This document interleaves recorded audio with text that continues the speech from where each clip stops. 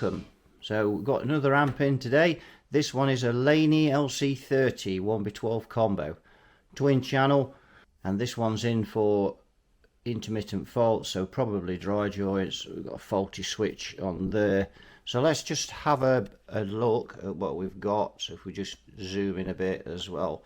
So we've got volume, bright, and we have middle treble on that channel. We've got a channel switch, you can see there, and we've got drive, which is on the second channel, master volume, bass, a middle treble, reverb, and an effects over there. Standby switch, not sure why, useless entity, but never mind. Power switch, don't reckon much to the switches that they've used, but that's what they have on amps these days. So let's have a look at the back. So there you can see the fuses, and we'll check those. Just move along. All the stuff seems to be at this end. So we've got a speaker socket and an extension cab socket. This takes 8 ohms and 4 ohm speakers. We've got an effects send and return, and I think that's what that. There's an effects pot on the front, and I think that's what that's for. And drive, tip, ring, reverb, foot switch, that is obviously. We've got this speaker in here, which is an HH Invader speaker. They're not reputed to be very good. So look at the tubes, what we've got. I'm just trying to look in at these. So they are Softex, they are, and there's 4 of those in there. So 4 Softex, 6 BQ5s, L84s. Toroidal transformer for the power supply, interesting. Output transformer, not massive, but not too bad. And let's have a look at these. What we've got, just have a look round. Well, that, and I can't remember what that logo is. Sorry. Wow, they're in tough. They are, my word. That's the EI ones, and I can't remember what make they are. It's a Yugoslavian tube, that is. So yeah, that looks like that's in. I don't know whether that's the for the reverb, the phase inverter, or what. So let's look at the others. So we've got two of the EI Yugoslavians there, and then this one is a nondescript, so we don't know what that is. It's obviously an EC83, or we assume it is, but it has no writing on it. Right, let's get this out of the case and have a look at the chassis. Right, I've got this Laney LC30 out on the bench, and I've got the board out. We're just having a look inside, as you can see. And if we look there, you can see that somebody's pushed that wire. Just obviously it's been tacked on because it's PC board terminal. But look how it runs into there, into that other. There, look. Just looking how they've left that stray there, and it's just run onto that other track. Fortunately, it's not conducted. And that, where's that going? That, it's only the LED. It's not end of the world, but really should have just trimmed that off. I think we'll just trim that off, or we'll just unsolder it, trim it, and then put it back. It's a bit just a bit lapsed. That something's been sprayed in here, as you can see. If we look over here, you can see there's I don't know what it is that's been sprayed in here. Almost looks like paint. If we look here again, it's something. The things I see that people spray in amplifiers is unbelievable. I've just repaired a Laney LC15, and there was silicone on the valve pins. I had to brush it off. Why brush it off? Well, it's silicone. It's just words fail me on the things that they do. Looks like there's a dry joint on there. If we just look in, that joint looks a bit suspect there. Don't know how close we can get in before it loses focus. But we're going to recap this this amp. We've got this board up. So we've got all the caps. We've got the big electrolytic, and in actual fact, this circuit is exactly the same, or virtually the same, as that that AO312 that we've just done, that we've not yet completed. All the capacitors for this amp are exactly the same as they are for the AO312. Every single one that I will change in here will be the same. So this thing, when you look at these amps, and really they're all using the same circuit, and it's no surprise really, because if you look at most amp manufacturers over the years, they've used the same circuit. There'll be one or two things on here that's different. And of course the surface mount resistors, which are actually on the bottom of the board. So, and there's some rather nasty looking chips there. I don't like those things, especially when they're mounted on the bottom of the board. So they could be for the channel switching or anything really. This switch here, this bright switch, is a bit dodgy, so I've just been looking about connecting a mini toggle switch on there, so we'll be looking at him as well. There you can see where there's only 2 points where it connects. Well, there's actually 3, but that's just running across there, so it makes no difference, one side's not used. So that's that. So I think we'll get on and make a start. Right, we've got all the caps in. Just got to put some glue around them, but we've got it in, we've got it running. As you can see, so we fixed that. Just pull that out now. So we fixed that switch as well while we're in there. So we sorted that out, got it recapped. Now we're just going to check the bias on it and see, just to make sure the bias is okay. Valve seems to be running a bit hot to me, but maybe that's about right. According to the schematic, there should be a 9-volt drop across the cathode resistor, and I do believe that it is that one there, the big green one, R60. So I'm going to check that.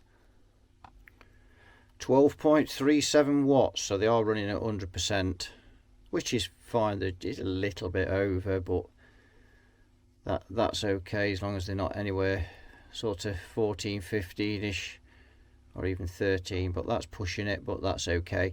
So the bias is fine on this. Now the only other thing that that happened is they put, instead of putting just a little, we'll just go focusing on this. This is the LED for the channel switching, and instead of just putting a little bit of glue around it, they just piled a great load around it. And of course, to get this board out, I've had to remove that, and it's took the outer casing from it. So we're going to have to, unfortunately, we're going to have to glue that back in. There's really no need to glue those in, is there? Because they've got a sleeve that fits in the hole. But anyway, that's what they did, so we're going to have to sort that out. But that's about it really. Other than that, the nuts on the pots are finger tight, so I've just got to nip those up and sort that out, and that's it for this. And it's pretty good. Very nice amp.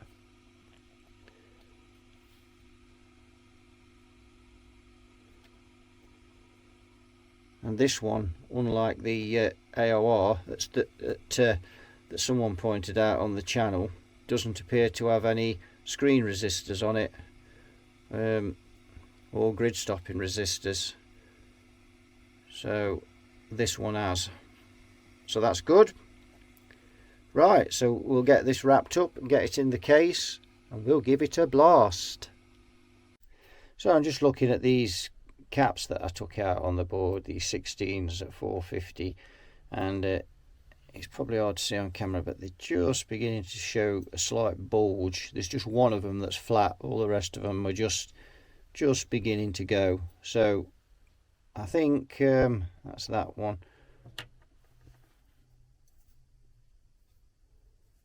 And this one,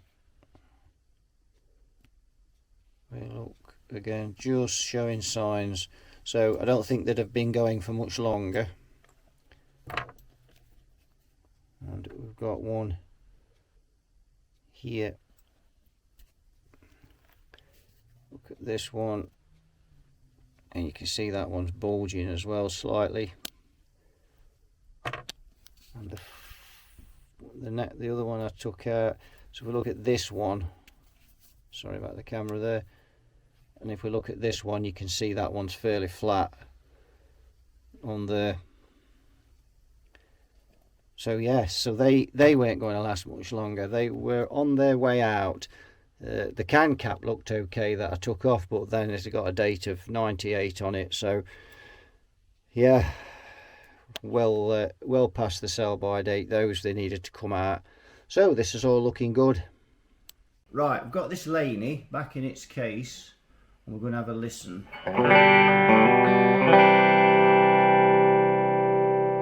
So we're on the clean channel now.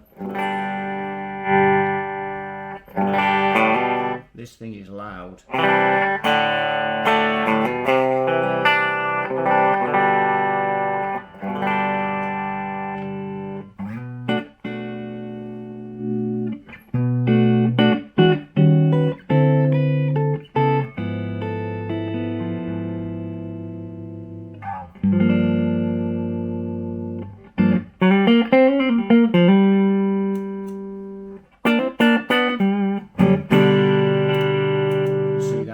Switch works. That was one of the faults on it before.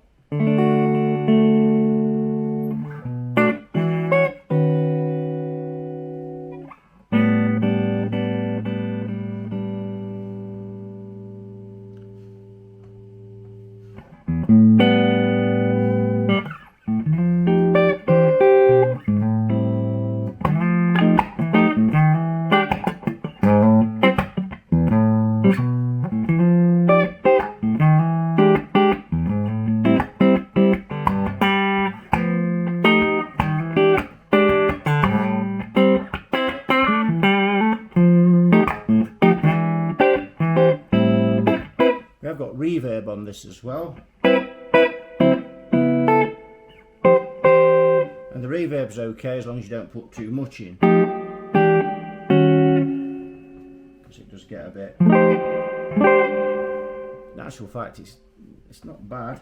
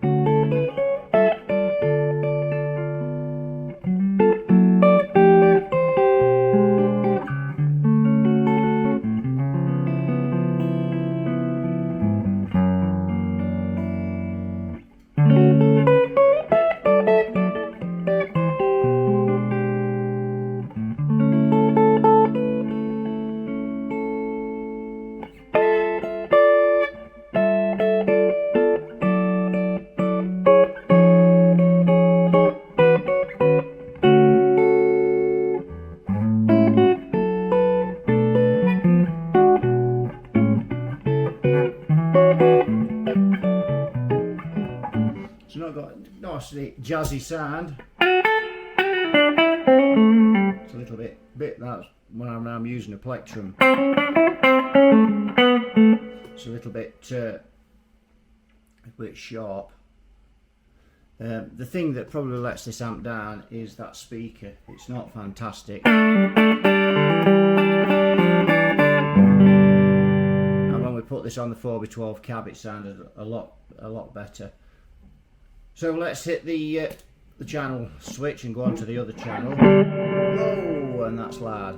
You see where the drive there is on 1.5. That's on 4.5. This amp is seriously loud.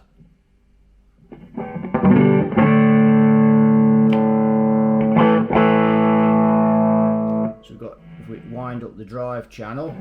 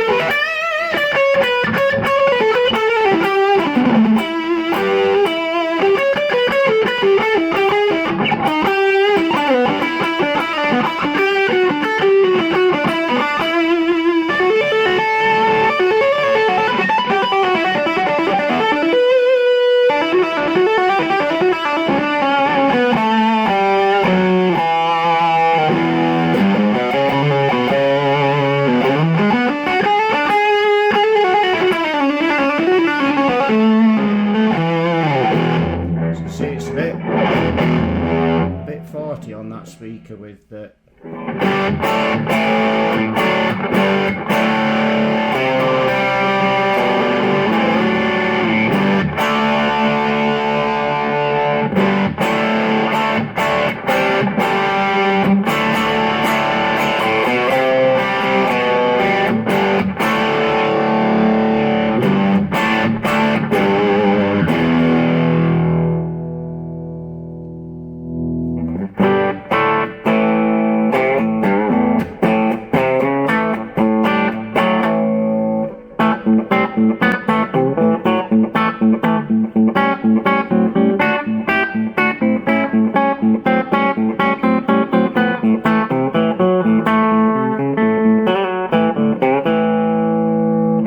let's have this. Let's get this amp on the Marshall cab, and we'll have a listen to it on there. Right, I've got it through the Marshall cab, and I've just moved the camera further down, so we're not picking the ambience of the room up with the cab being lower. So I've got this in the clean channel now.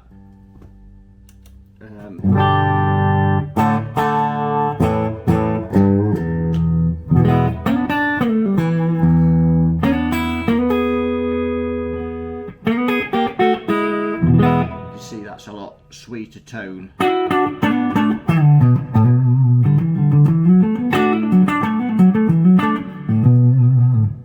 So if we push in the bright switch, not as harsh as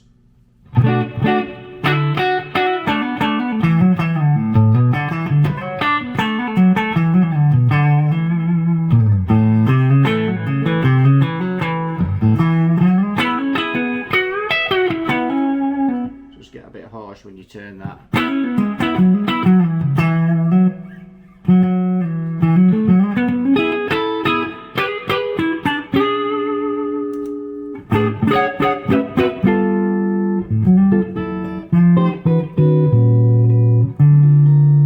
So let's have a listen to the Overdrive channel.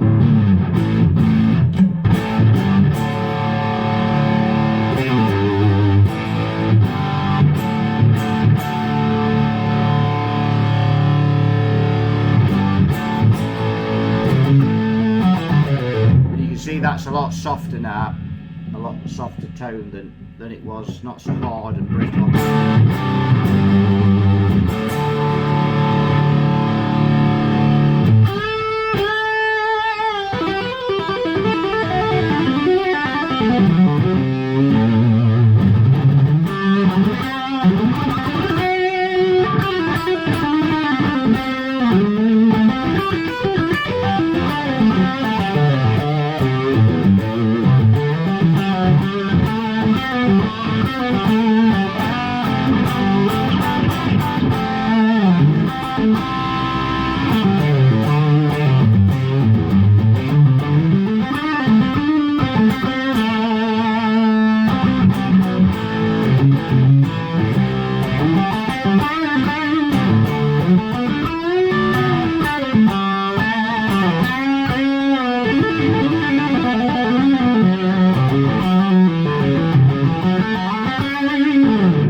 Metal playing is extremely rusty at the moment.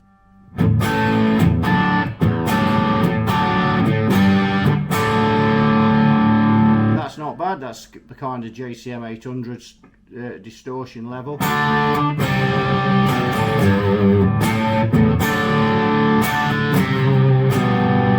don't sound half bad, you know. All these Laney amps sound brilliant when you put them through a 4x12 on a Marshall 4x12 anyway.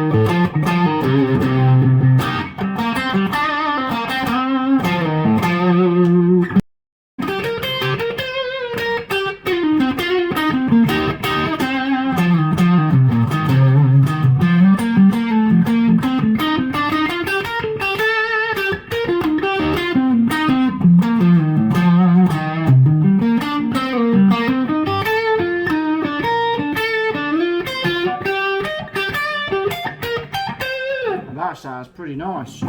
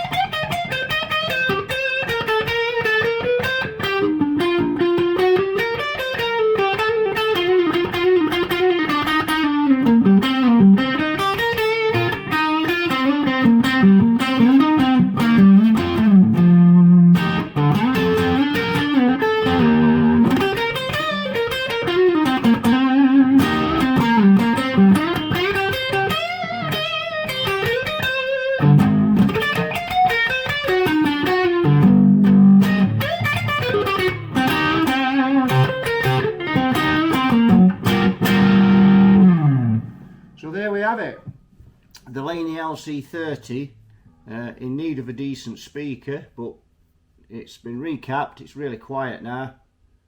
This amp's virtually silent. So there we go, we'll leave it at that. Another one we've sorted out. Thanks for watching. Please subscribe to the channel if you wish to do so, and you all take good care, and I'll see you all in a future video. Bye bye for now.